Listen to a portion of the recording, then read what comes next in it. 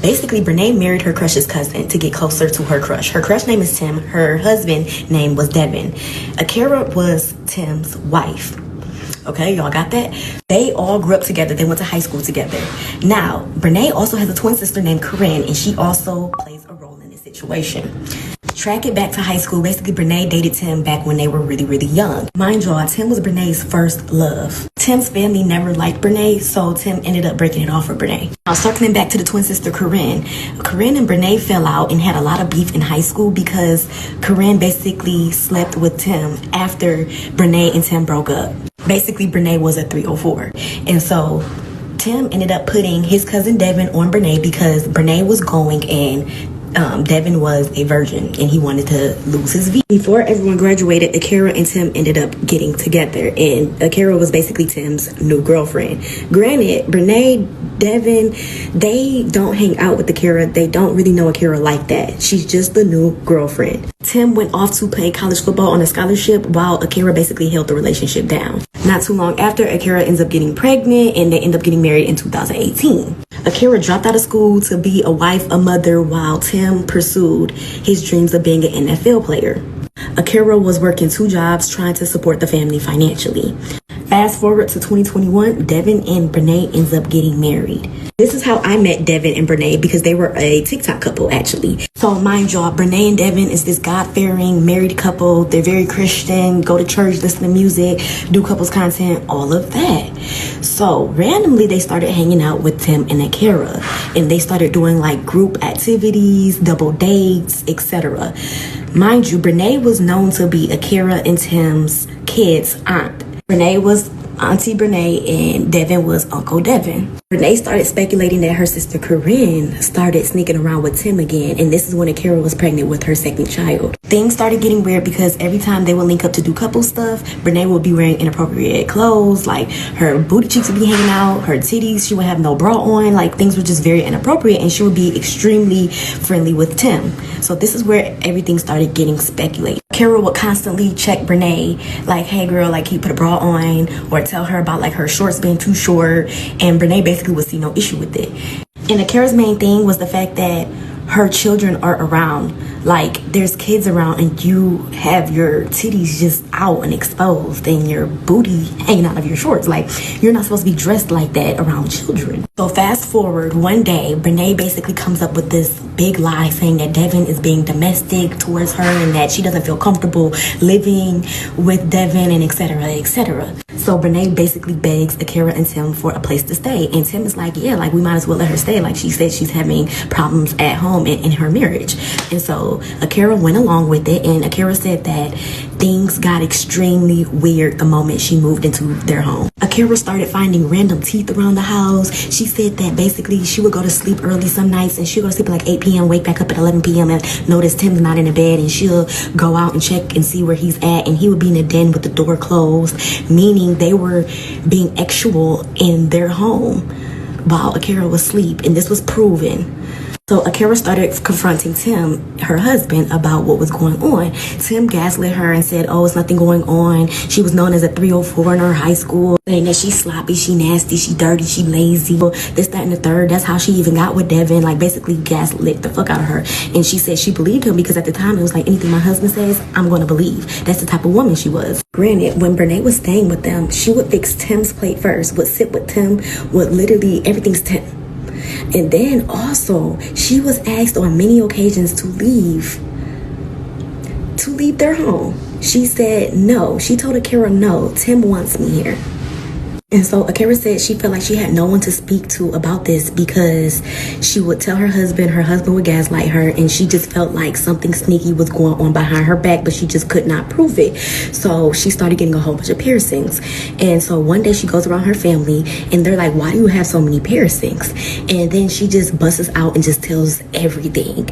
And so her grandmother was like, oh no, I'll be over there. Because one thing about it, Akira is not confrontational. She said she's not an aggressor and that this is not something that she does. So the grandmother goes over to Akira's house.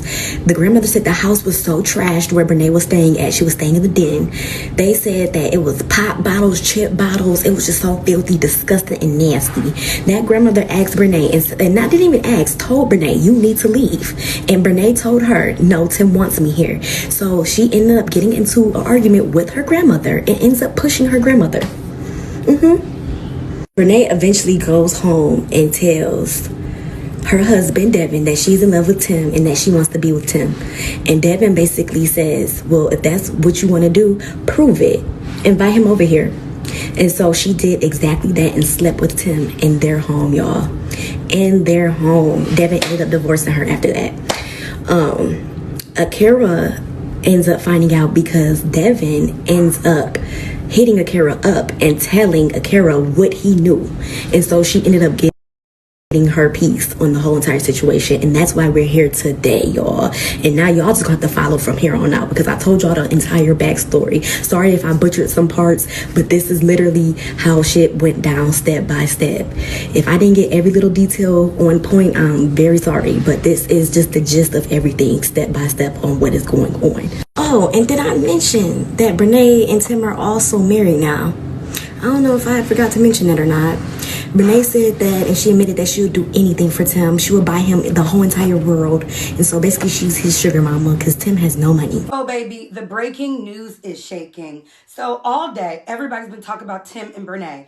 I actually just did a video. Why are they saying that Tim just got arrested today, November 5th?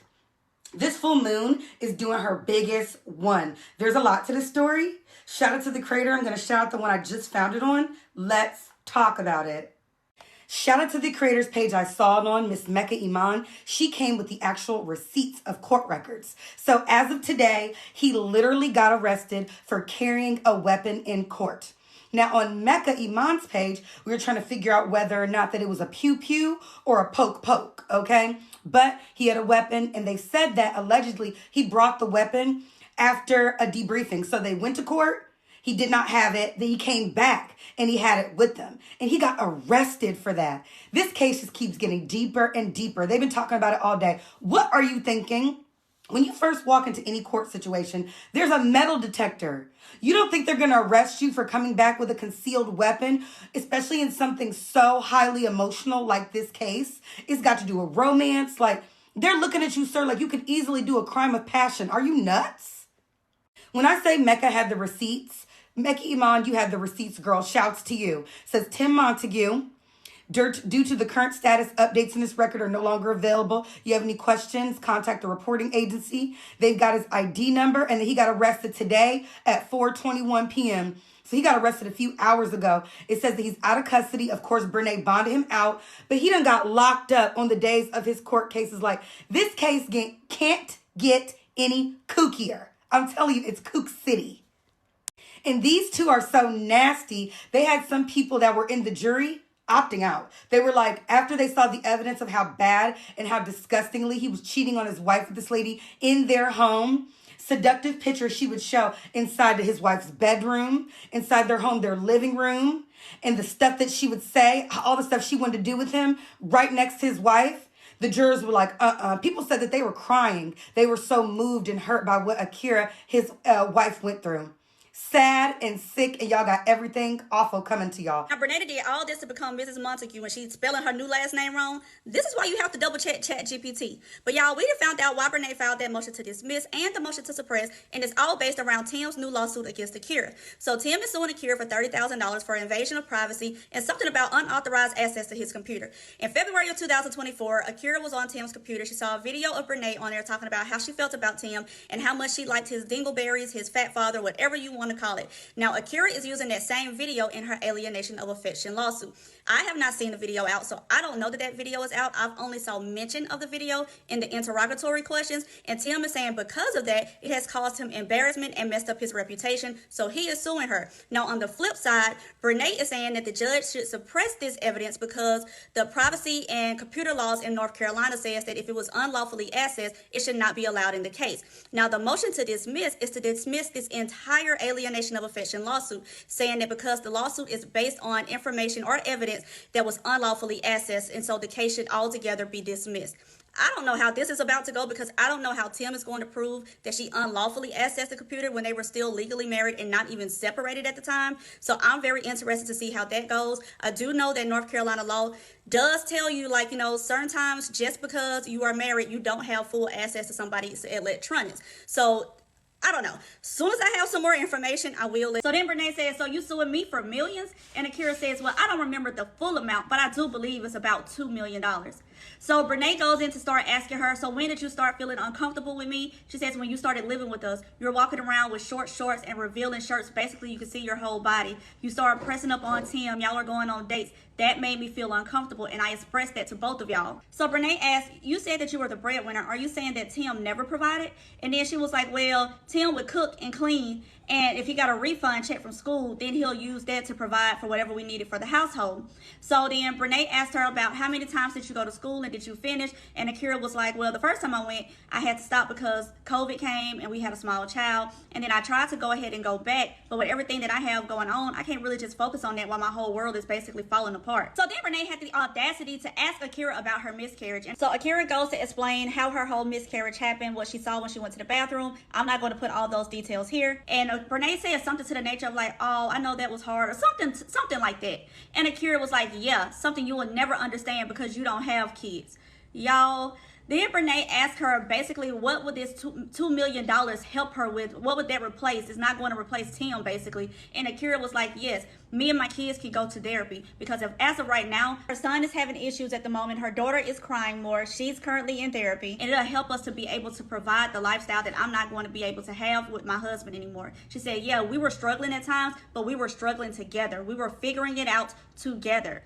Y'all, Brene needs to go and talk to somebody, because this is not going in her favor. Devin just took the stand and bust hell wide the F open. Devin states that he knew they were having sex that Tim and Brene was having sex in Devin and Brene's marital home because he heard them. He also states one day, right after Tim and Brene was having sex, Brene called Jacoby, which is Tim and Akira's son, into the room for Jacoby to pass her some wipes so she can clean herself up after her and Tim just had sex in Brene and Devin's marital home. When I say the entire courtroom erupted, the entire courtroom erupted. I'm sick. Well, this is different. You see, like, this is different. What you see and hear us say online is so much different from what is happening in this courtroom, okay? Yeah. Brene just found out in open court that Tim was still smashing Akira. Tim had said previously that him and Akira had been stopped doing it. He wasn't sleeping in the bedroom with her, and that before that video was even found, that they were already separated. They have now shown text message proof of Tim and Akira discussing their actual encounters. Y'all, they were sending pictures and videos way after that video was found. Tim even sent a picture of his fat father. Y'all, it is so much. I know Brene is in there so upset. Let's go through what I have found out so far. So Tim is still in the witness stand. Brene is questioning him first. Then Robin does her cross-examination. Now Brene does enter some exhibits into evidence. However, these exhibits are out of order. This is Brene we're talking about, but I'm going to go in the order that she gave them. So for the first one, this is like mid-February 2024.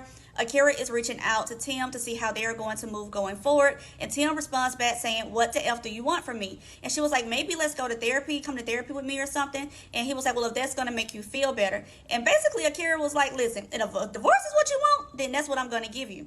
So then she enters in another text message conversation where she really didn't show much of it, but Akira reached out to Tim, checking on him, asking how he was, and basically said, look, I know you're going through a lot. If you need somebody to talk to, I know you're still close to my dad. Talk to my dad, or possibly talk to Brene. I guess Brene showed that to say that Akira recommended that he talk to her. So then Brene asked Tim, did I ever play referee for y'all? And Tim was like, yeah, you did all the time. Everybody did, because we were always into it. And so Brene was like, did I always take your side? And he was like, no, you didn't. The judge kind of stopped her right there like, hey, this has nothing to do with what's going on. So then there's another partial text message of Akira saying, I'm okay, is it okay? And Tim was like, why?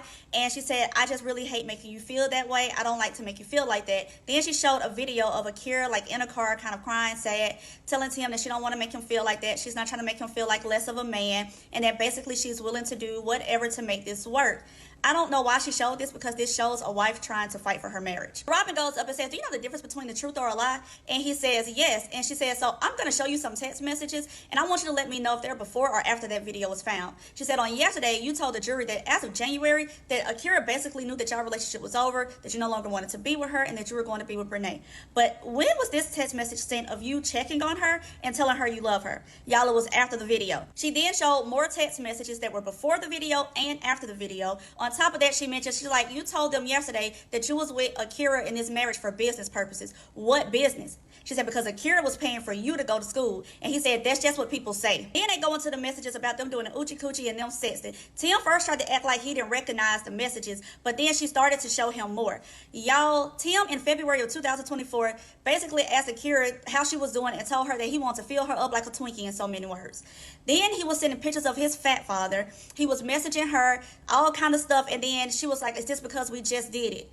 Y'all, he was in there so bothered, and it was multiple times. It had to be at least like 7 times. He was like, well, if that's what it says, if that's what it says. I know Brene's heart dropped to the bottom of them tits. She also brought up the fact that Tim tried to say that they didn't do anything together. They didn't really go on any dates, and everything they did was based on the children. Baby, she showed about 12 different pictures of them out on dates. Tim has been on that stand line, and she has just proved it. Listen, she is still up questioning him. Y'all, the way Tim got his ass on this stand and lied. I mean, lied. Here goes one great lie. Him saying, because now he's on the stand and actually Brene's witness. So he's Brene's witness on the stand. Brene asks him, well, were you together? Let's just throw that question out there. That may not even be an accurate question, but this is just going to lead up into the play. No, this is Tim. No, we were separated. And I remember one day you were there and you and Akira were outside having a conversation, and I'm overhearing the conversation and I can't believe what I'm hearing. So Akira then calls me and says, hey Tim, this is your wife, talking about Brene. Tim is like, well, what do you mean this is my wife, huh? What are you talking about? Yes, this is your wife. Y'all gonna be together. This is what you really need to be together. The judge's face was crazy. The stenographer that was sitting there in front of the witness stand, her head is like, the whole time. I can't wait for Robin to cross-examine, because baby, the way he got, oh Jesus. She talked about how, y'all, Akira was pregnant with her 3rd child in November, December of 2023. Akira was pregnant with her 3rd child in December of 20. If y'all go out and come back in, Akira was pregnant with her 3rd child of November and December of 2023. She miscarried that baby. Robin asked her about, had brought up the 5-year. She was just showing that, saying that you would see that my client were going to do a 5-year vow renewal. During that time that Brene was over there, y'all, the girl was pregnant with the 3rd child. She talked about how she put Tim out. She said she put him out of the house. Yeah, she put him out the house. If it's breaking up, y'all go out and come back in. When I tell you this is crazy, y'all, when I tell y'all, if you couldn't even hold your tears in if you wanted to. The girl was pregnant with their third child. She described their marriage. She said, I thought we had a great marriage. She was like, she said, I thought we had a great marriage, a good marriage. She said basically that they was having, you know, difficulties like anybody else. You know what I'm saying? When Tim went to school, he was off to college in another area. Akira's job was to literally take care of everything, and if Tim needed something, she would make sure that he had what he needed. She stated that also that, you know, he was on a football scholarship, so that means he had to stay on campus. The goal was, or the what's the word I want to use? The deal that they made was Akira would take care of everything, so basically she was the breadwinner while Tim go to school. Once he get out of school, he was supposed to take care of the family. Then Akira go to school and complete school. That didn't happen. That wasn't the plan. Thank you, guys. So that wasn't the plan. Tim actually didn't do what he was supposed to do. She held up her end of the bargain, and Tim didn't. She talked about Devin, and she stated that I did not have a close relationship like that with Devin because my daddy taught me boundary when you're dealing with somebody else's man. She said because that was Brene's husband, I didn't have a whole lot of interaction with Devin because that was Brene's husband.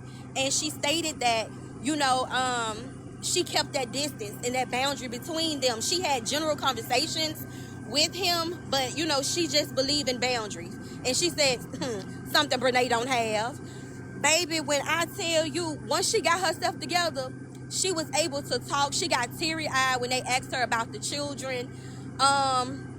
She stated that Tim graduated in 2023 of December. They went on a cruise.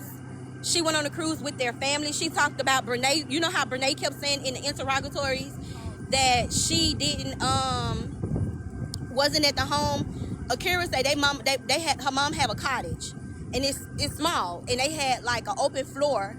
And they would all just be around, and they would just, you know, talk about each other, laugh, and giggle. I mean, she started smiling during that time because you can tell her she was reminiscing back to, like, some very good memories.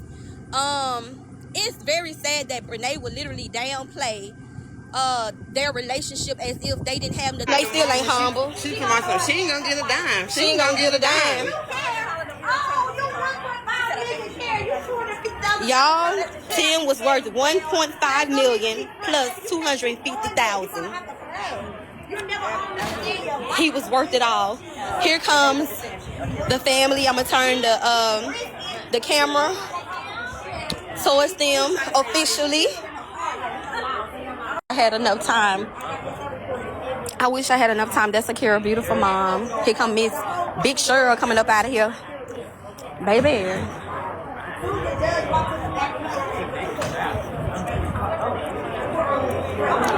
Miss Big Cheryl coming on up out of here. Baby, not the little one. Baby.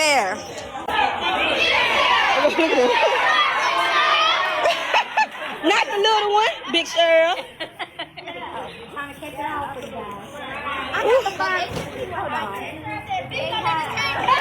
I want to get Rob Ford case in 2010 where he won $9 million, to Keith King's case where he won $8.8 million in 2018. But now yours, Akira, and yours is representing her, is now one of the most watched and culturally charged of its kind. Clock it. culturally watched. About how the state has come or hasn't, you know, in recognizing emotional harm. Well, let's talk about it. I believe my client represents a lot of women that have been hurt and betrayed. Amen. And we are here in this great state of North Carolina, but they allow you to sue the person that has been a third party in your marriage. She is happy that she received the justice that she deserved. And it also shows you the importance of social media and how Ms. Kennard weaponized it to harm my client. She humiliated her and flaunted her husband, and now she has to pay for it. Last question. So, On that note about the harassment that Joe received, tell me. Yeah, sorry. Yeah, tell me more about the attention that this case has received, and how it's been dealt with, by plaintiff and the members of her family as well. Well, to be transparent, my client was humiliated when Ms. Kennard flaunted her relationship and her marriage. But my client took her power back. Yes. This is the first time that she's ever spoken about the affair. So not only can you humiliate somebody online, you can also take your power back. Now, if she chooses to speak, then she's able to speak her truth. For a year and a half, she was not able to speak because I advised her not to. But her truth came out. Yes. Thank you. One more for Kara, is that okay? No, she's not answering any questions. Okay. All right. All right. Thank y'all so much. Thank you. Period. Thank y'all so much. God bless you. Period. Brene Montague, who represented herself in court, slammed the verdict, saying Akira Montague knew her marriage was over and allowed the affair. She gave her consent. She said it was okay because she knew her marriage was over with and it was done. But the jury didn't agree, awarding Akira Montague the $1.75 million after more than 700 pieces of evidence were presented. Testimony, the jury found that point, leaving Brene Montague with a hefty bill and no answer on how she'll pay. I don't know, but she'll probably never see it. It was nothing but lies. Brene Montague, who represented... Why would Brene, after she lost the lawsuit, get up there and say she'll never see it? Bitch, they about to take every penny you got. Do you know they will garnish you? What do you mean she will never see it? You're never going to see any money if you don't pay that girl. You broke it? Dang. I don't know where my finger went, but it been all the way back, and I broke the fingernail. Lord, that's why he don't got the eco mode on. Cause it's feel like way more race car-ish. Really? Than it normally. Oh, cause he was trying to race. I was like, what the heck? He didn't change the settings on the thing. I like eco settings. Anyway, so Push like you wanna push. Y'all almost fell because of her. It's her fault. I don't drive no more, so it's weird. Really? Because he be driving. Yeah, I don't drive no more. I drive all the